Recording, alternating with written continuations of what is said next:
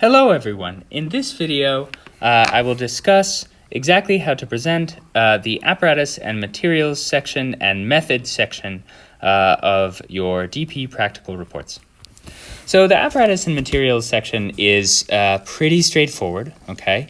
You do want to be as specific as possible where it matters. And, you know, for an experiment like the ball dropping experiment, this is not terribly important, but for their final IA, you'd really want to be as specific as possible. So brand and type with whatever the uncertainties might be. So if it's a measurement instrument, you should give the instrumental, not the methodological or the estimated, but the instrumental uncertainty for the particular device. For example, for a ruler, you would give half the smallest gradation. And for objects, particularly if their values are controlled, so if they form part of your control variables, you want to give those objects with their formal name, any relevant quantities, the masses, the volumes, whatever you can think to specify should be specified. You want to use correct terminology here as best you can. It's less important for our internal labs that you do that. I'm not going to sort of chase you, but for your final IA, that's pretty important. And then your method should generally be listed. You can write it out in paragraphs if you really like, but if you do so, you should be not in command or imperative voice, but you should be in passive voice. And you want to give sort of those commands, okay, in order. So like step 1, do this, step 2, do this, step 3, do this.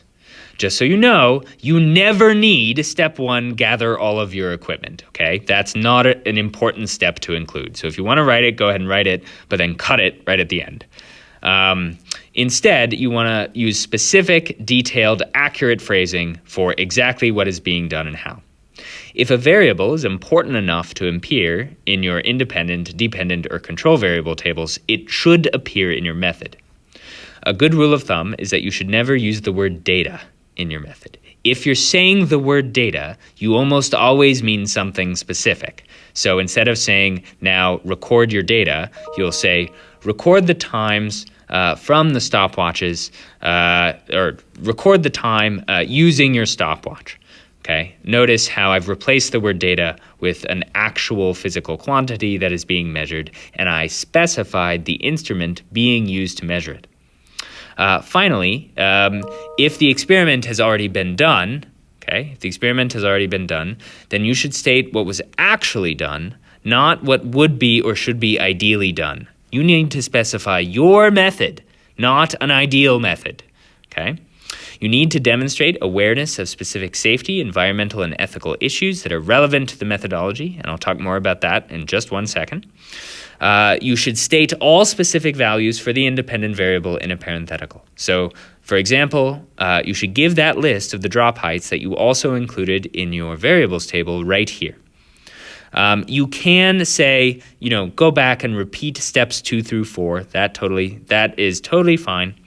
But you want to make sure you don't bury too much in the repeat steps instruction. So if you're telling someone to repeat steps, they should be literal repeats of the trial in that particular case.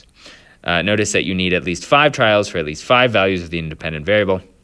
In the method, you almost always want to refer to the diagram and or the labeled image that you put together earlier in the report. So usually diagrams go a long way to communicating what is going on. And then the method can directly lead into the calculation section later on if you like. So some students like putting their calculations sort of right here, embedding it in the method itself. Some students like to have a separate calculation section later on. I'm okay with either. But in the calculation section, you should make sure that you have the equation, both in words and in symbols, algebraically manipulated to the correct form, and a single example using that calculation.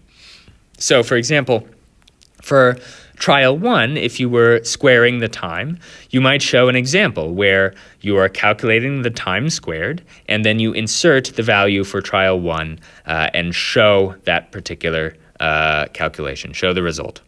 Calculation should include both calculations of uncertainty and any processing, as well as propagation of uncertainties.